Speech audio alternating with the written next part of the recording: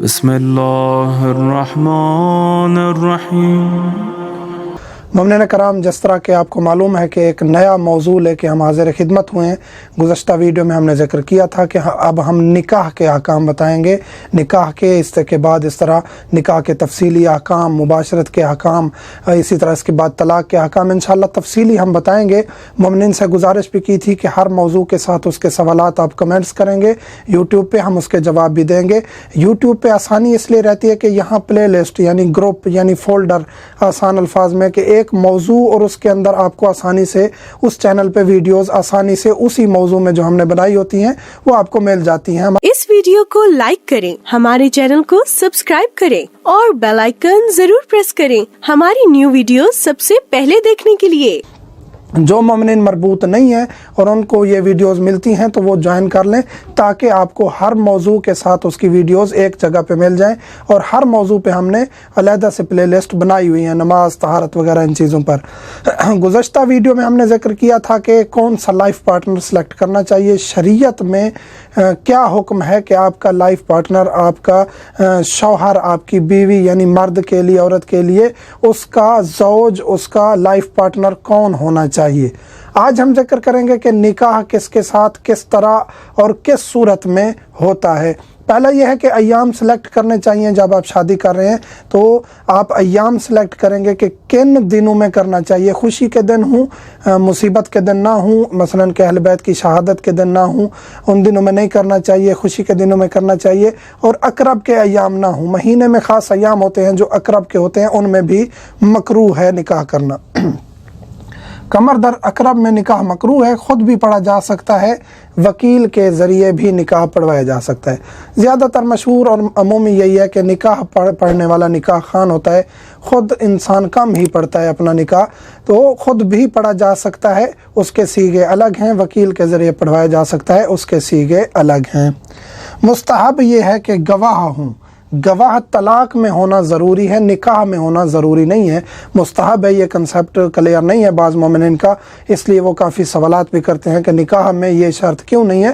شریعت کا حکم ہے، مستحب یہ ہے، کیونکہ نکاح میں جب لڑکی کے والد کی اجازت ضروری ہے، لڑکی کا والد راضی ہے، اجازت دے چکا ہے، تو اس کے بعد وہ مزید گواہوں کی ضرورت نہیں رہتی۔ نکاح میں ہم متع کی ویڈیو میں بھی ذکر کر چکے ہیں، اس میں بھی کافی لوگوں نے سوالات کیے تھے کہ شرائط میں جو ہے نا آپ نے کہا ہے کہ گواہوں کی ضرورت نہیں ہے۔ گواہوں کی ضرورت نہ نکاح متع میں ہے، نہ نکاح دائمی میں ہے۔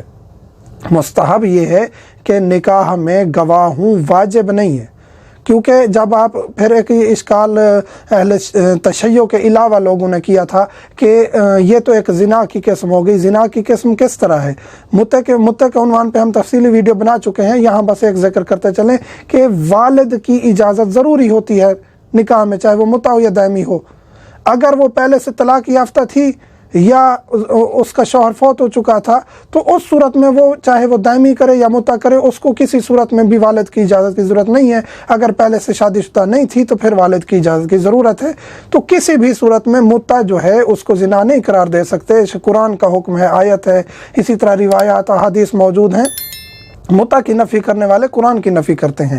ہم یہ نہیں کہتے کہ متع ہونا چاہیے اور نکاح دائمی ختم ہو جانا چاہیے، لیکن حلال محمدی موجود ہے، اس کو یہ کہنا کہ ختم ہو چکا ہے، شریعت محمدی میں جو موجود ہے اس کو ہم اپنی مرضی سے ختم نہیں کر سکتے۔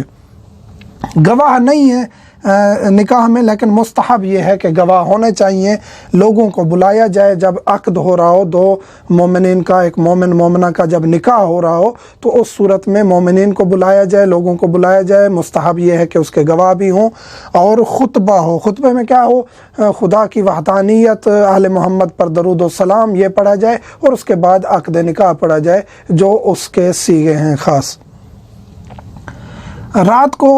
رات کو زفاف ہو، یعنی کہ جو شادی ہو وہ رات کو ہونی چاہیے، مستحب ہے۔ اور ولیمہ بھی کیا جائے، چاہے وہ شادی سے رخصتی سے پہلے، زفاف سے پہلے کیا جائے یا بعد میں کیا جائے۔ عمومی طور پہ بعد میں کیا جاتا ہے، پہلے بھی کر سکتے ہیں۔ ولیمہ بھی مستحب ہے، کرنا چاہیے۔ ایجاب و قبول ضروری ہے۔ इजाब व कबूल से मुराद ये है कि शौहर कहे कि मैं ये अब अरबी सीखे हूँ कि मैं इस महर मालूम यानी ये जो मैं हक महर दे रहा हूँ इसके बदले में मैं निकाह कर रहा हूँ, और ख़ातून कहे कि मुझे कबूल है। इसी तरह ख़ातून कहे कि मैं इस महर मालूम के एवज़ में ख़ुद को निकाह में देती हूँ, और मर्द कहे कबूल है, तो ये निकाह हो जाता है।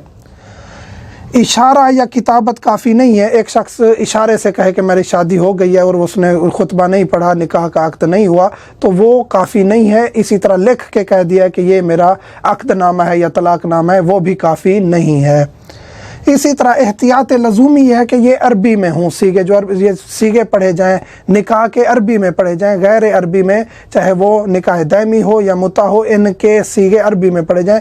अगर अरबी में बिल्कुल मुमकिन नहीं है, आप नहीं जानते अरबी, नहीं सीख सकते, तो उस सूरत में आप फिर दूसरी ज़बान में भी इसको अदा कर सकते हैं। एहतियात लज़ूमी ये है कि ये अरबी में होने चाहिए इसके निकाह के और मुता के, चाहे जो भी अक़्द हो दायमी हो या मुनक़ते, अरबी में होने चाहिए सीगे।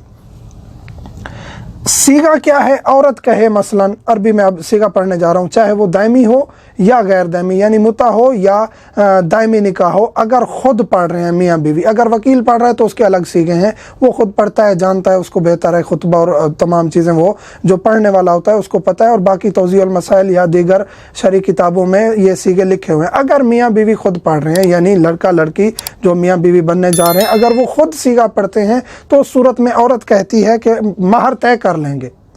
अगर दायमी अक़्द है हक महर तय कर लेंगे, अगर मुता है तो उसमें हक महर और वक्त महदूद कर लेंगे, तय कर लेंगे, उसके बाद ये सीगा पढ़ेंगे। औरत कहेगी अनकहतो का नफसी अला सिदाकिल मालूम, अनकहतो का नफसी अला सिदाकिल मालूम, इसके बदले में मर्द कहेगा कबिल तो तजवीज, कबिल तो तजवीज। इसी तरह मर्द दोहराएगा और औरत जवाब देगी और ये निकाह हो जाएगा।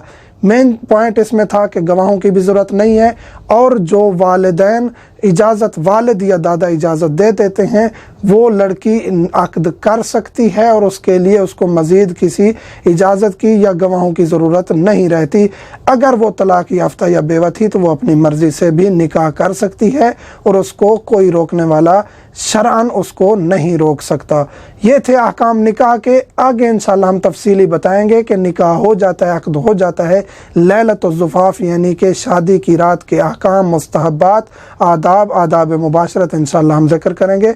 मोमिनीन से मुल्तमस है, हमें दुआ में याद रखिएगा। वल्हम्दुलिल्लाहि रब्बिल